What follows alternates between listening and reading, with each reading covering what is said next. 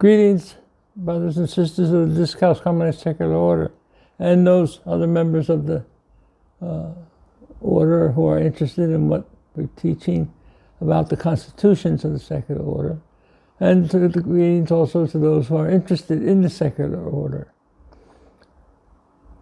The secular order of the Discalced Carmelites, secular order of St. Teresa of Jesus, and Our Lady of Mount Carmel, St. Teresa of Jesus. It's been a month, 4 weeks since our last video, but there was time off for some health concerns and then some holiday time for the brothers who take care of editing this video. So, and now they're back to school and we can get back to normal. Today, the last video we did, it was video number 71. This is video number 72. And we're going to do two numbers today, number 27 and 28. This video was number 26, which brought into the constitutions, the idea of the contribution that the secular order is called by the church to make to the church in service. Our vocation as Carmelites is to follow in the footsteps of St. Teresa and St. John of the Cross, in loving God above all things and loving neighbor as ourselves. Interior Castles, Dwelling Places, number 5, chapter 2 and 3. I'll read the 27 and 28. This introduces the idea of apostolate, or participation, especially in the area of the local church.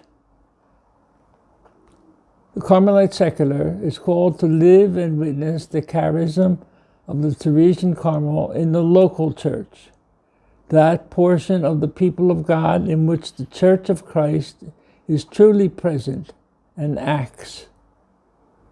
All will try to be living witnesses of God's presence and accept responsibility for the need of the church, for the need the church has of concrete help within pastoral concerns of its evangelizing mission under the direction of the bishop.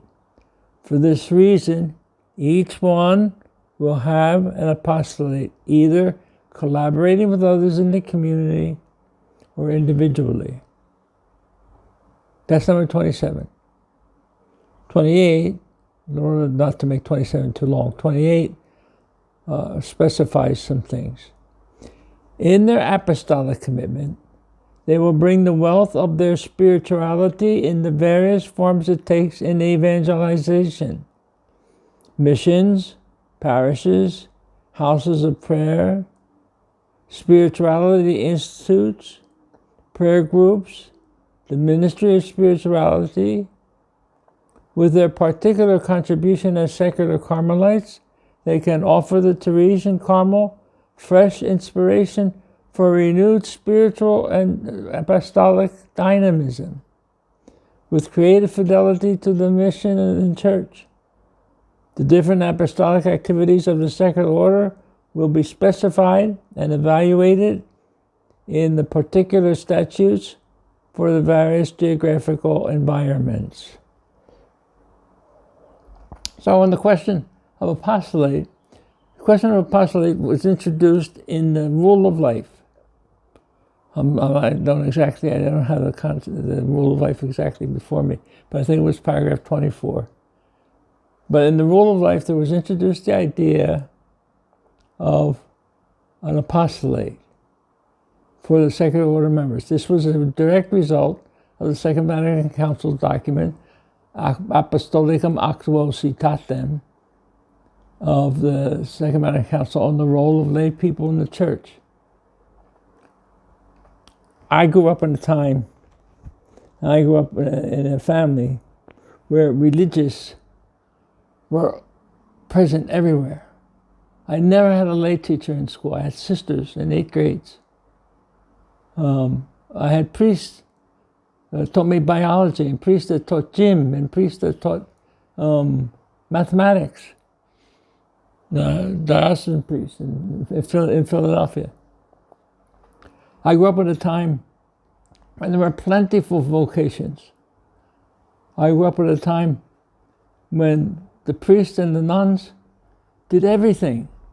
Catechism, CCD, for those children who went to public schools who still did not go to Catholic schools, but still had to have catechism. Any apostolate was done by priests and sisters 65, 70 years ago. I think in the United States there were somewhere around 250,000 nuns, sisters, active sisters in parishes and schools and in the United States, 250, 280,000. Now there's something like 75 or 78,000. 1/4 of the number of sisters that there used to be. There's 1/4. And of course the priests are again reduced. When I was ordained in Philadelphia as a diocesan priest in Philadelphia, there were something like counting all the priests in Philadelphia. There were 1,200 diocesan priests and 800 religious priests. There were close to 2,000 priests in the city of Philadelphia. Now there's half of that, if even the half of that. I was thinking the other day, I remember going to Ireland in 1978. I went from the United States to Ireland, and my uncle, who was in India, a Jesuit missionary in India, went from India to Dublin, and we met in Dublin, and I stayed in a Jesuit house in Dublin. This is 1978. And I remember sitting in the recreation room and looking at the newspapers, and there was a Catholic newspaper, where the bishops of Ireland were lamenting, were complaining, they were alert, they were issuing a warning that something's wrong. Only 80% of the people were going to Mass on Sunday. Only 80%. I think it's something like 15% now, maybe 20%. It depends on what part of Ireland. You know. In Donegal, there might be more people going to Mass on Sunday, but in another part of Dublin, churches are empty. The cathedral in Dublin used to have 12 Masses on the weekday mornings, 12 Masses on weekday mornings. And they gave communion out constantly. Mass was going on, the communion was being given out. It was, people were very sacramental. The Western world is not so sacramental anymore, and there are fewer priests, and there are fewer sisters, and there are fewer religious. There are much fewer brothers. The brothers' vocations have really suffered. But if you take the statistics of the church, 0.05% of the population of the Roman Catholic Church throughout the world are religious or priests. 99.95% are lay people. And the Council, the Second Vatican Council, recognized that it indeed had come a time for lay people to be able to participate and even take the lead in some areas in the evangelization of the world. The world needs to know God. I mean, you just have to look at the news, you just have to read the newspaper, you just have to look on the internet, the crazy things that are happening in the world, the confusion that is happening in the minds of people in the world about identity, about responsibility, about God, about participation in life, responsibility for life, the confusion in the evil that exists. The world needs to know God. The world needs to know God. This is fundamental to the identity of a Carmelite. Why does God want you to know Him? He wants you to know Him so that you know Him, certainly. But He wants you to know Him so that others can know Him through you. Imagine if St. Teresa kept everything that she learned just to herself, just for herself. Oh, me, me, me, me, me. Imagine if St. John of the Cross had kept everything for himself, or St. Teresa, or any of the other wonderful saints that we have in Carmel. Some of them cloistered. They didn't keep it for themselves. Our prayer life is not for ourselves. Our prayer life is for the sanctification of the world. Our prayer life is so that others know God. And this is fundamental to understanding our participation in the secular order, our participation in the vocation to be a Carmelite. Our participation in the vocation to be a Carmelite is fundamentally to make God known. Whatever it is, how to the sick person, to the school child, in prayer for those who are able to do the work, sometimes because of age, because of illness, because of family circumstances, we're not able to participate too actively in an apostolate, in a specific apostolate. But we certainly are able to pray for those who are working hard. One of the primary if not the primary responsibility of a discalced Carmelite nun in a cloister is to pray for the priests of the diocese in which they are found. The local church. The most local of the churches is your parish. What does your parish need? Your parish might even need a priest. Your parish might not have a priest. You might have a priest that comes once a week. So your parish is the most local of the local churches. So let me read again, understanding what the need of the church and the need of the world is to know God. And why are we called to this wonderful spirituality? Why are we called to participate in the life of St. Teresa and St. John of the Cross, to participate through the intercession and the example and teaching of St. Teresa and St. John of the Cross? Why are we called to participate in the life of God? The Carmelite secular is called to live and witness the charism of the Teresian Carmel in the local church.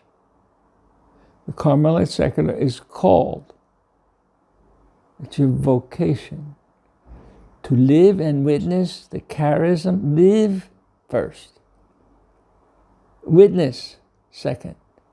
Not necessarily teach, not necessarily tell, but communicate by living and witnessing the charism of the Teresian Carmel in the local church, that portion of the people of God in which the Church of Christ is truly present and acts. All will try to be living witnesses of God's presence and accept responsibility for the need the church has of concrete help within the pastoral concerns in its evangelizing mission under the direction of the bishop. For this reason, each one will have an apostolate, either collaborating with others in the community or individually. Collaborating with others in the community. Giving a workshop on prayer. I've often thought, I can stand up in a meeting or in a meeting of the secular order, or I can stand up in a meeting in a parish, or I can stand up on Sunday in church, and I can talk about the value of prayer. And some woman or some man can sit there and listen to me and say, that sounds very nice, but what does he know about having 3 children, 4 children, 5 children, running around the house with all their problems? What does he know about having to work with these people that I have to work with? What does he know about living with this spouse who doesn't love me as much as I love her or him? When I'm preaching about praying and the necessity of prayer, it might sound wonderful. I might be able to get a very good conference with all the perfect quotes. But if my brother or my sister is able to stand up and talk about the value of prayer, they cannot say, what does he know about having kids? Because they have kids.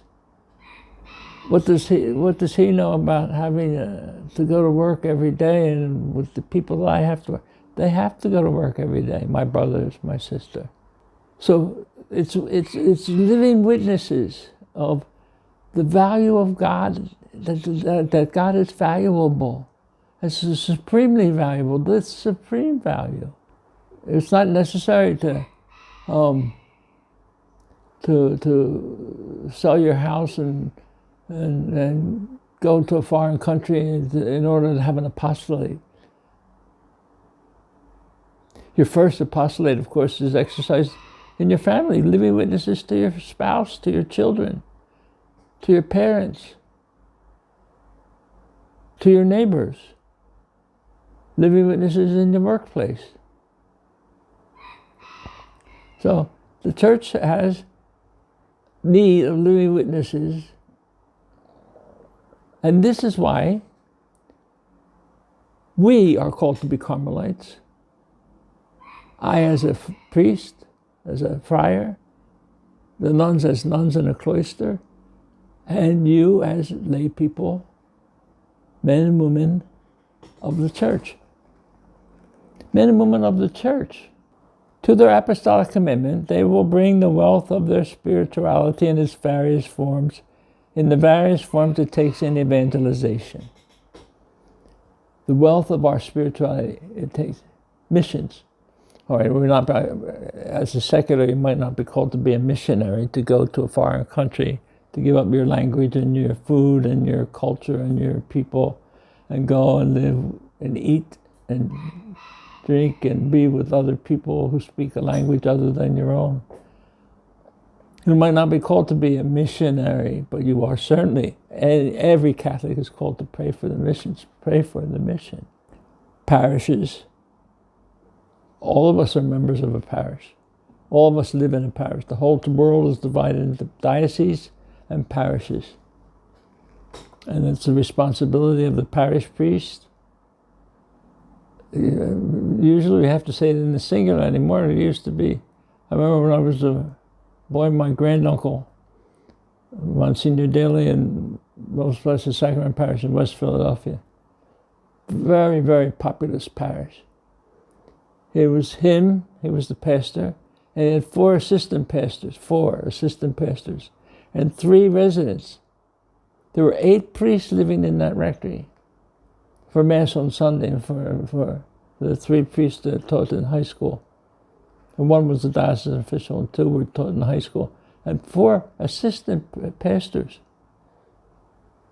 And they were busy all the time. So the parish, but now that's not the case. That's not. As a matter of fact, that parish is closed. The church has been sold. The buildings are, if not been knocked down, have been renovated to make them into for other uses. There were 48 sisters. There were 48 sisters in the convent to teach in the school, because there were so many children in the school. 48 sisters. Everything's changed. Things have changed from what they used to be. So we can't. It doesn't look like in the West we're going to go back to the way things were.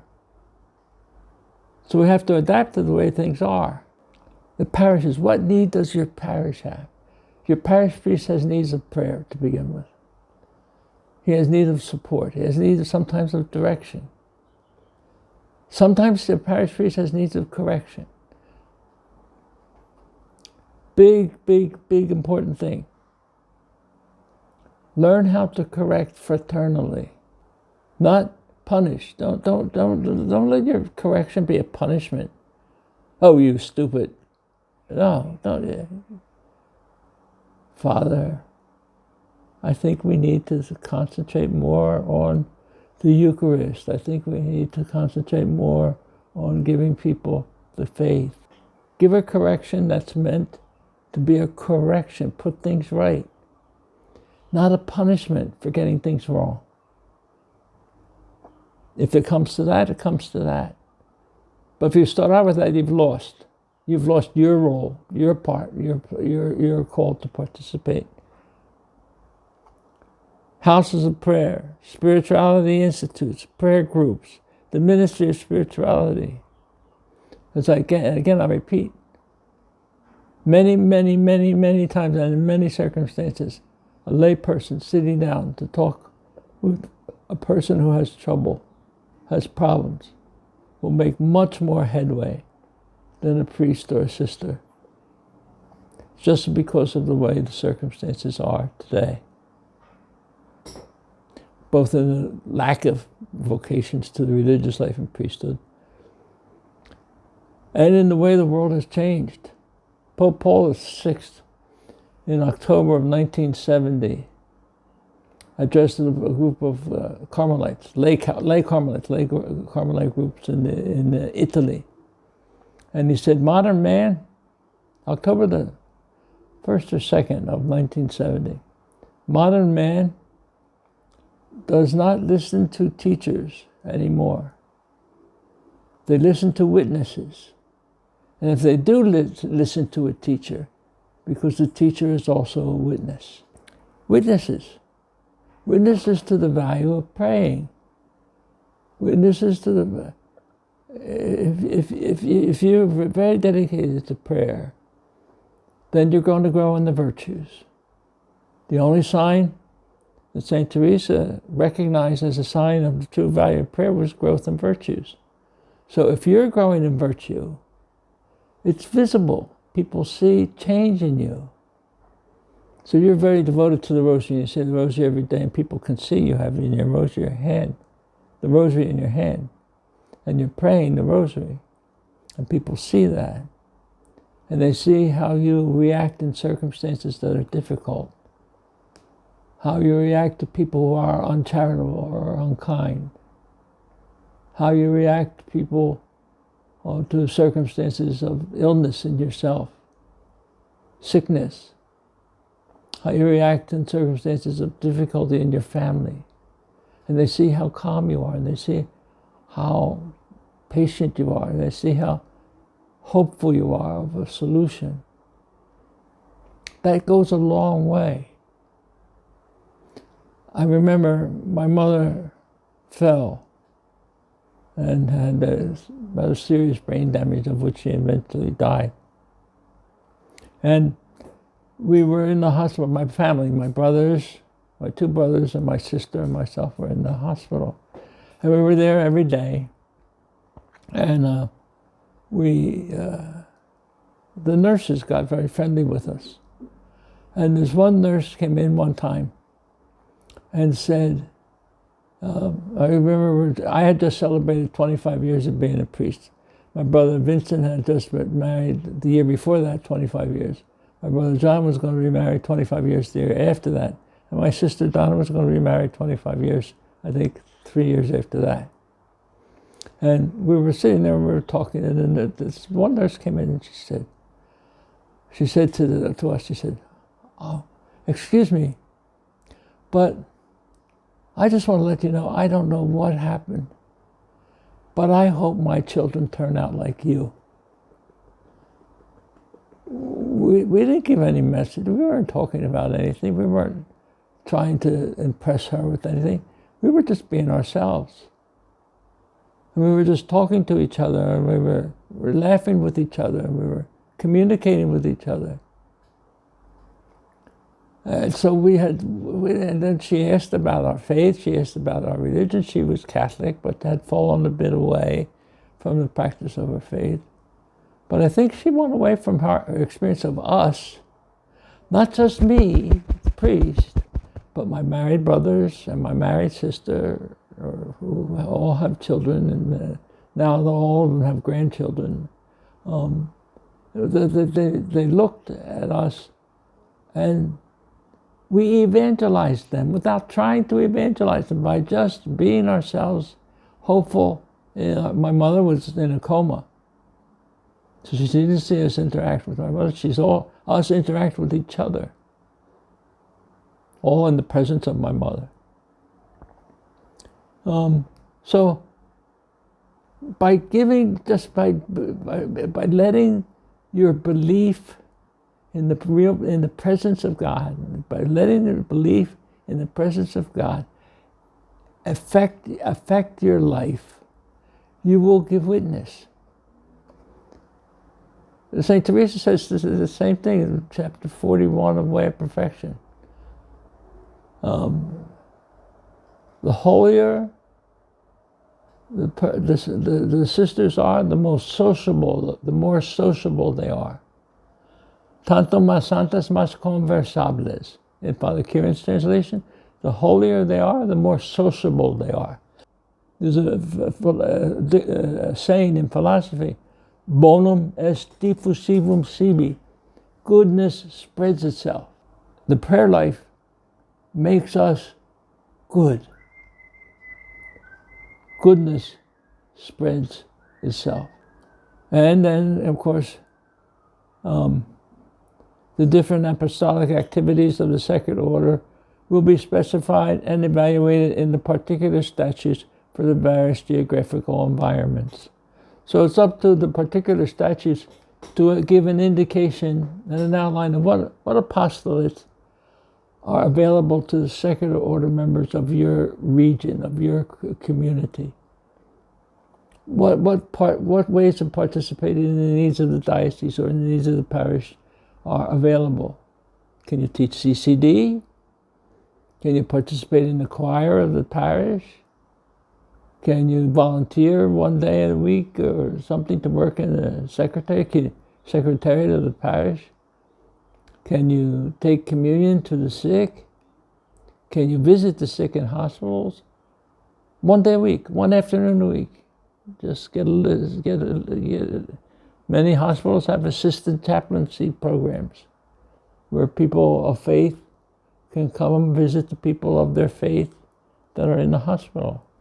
Goodness spreads.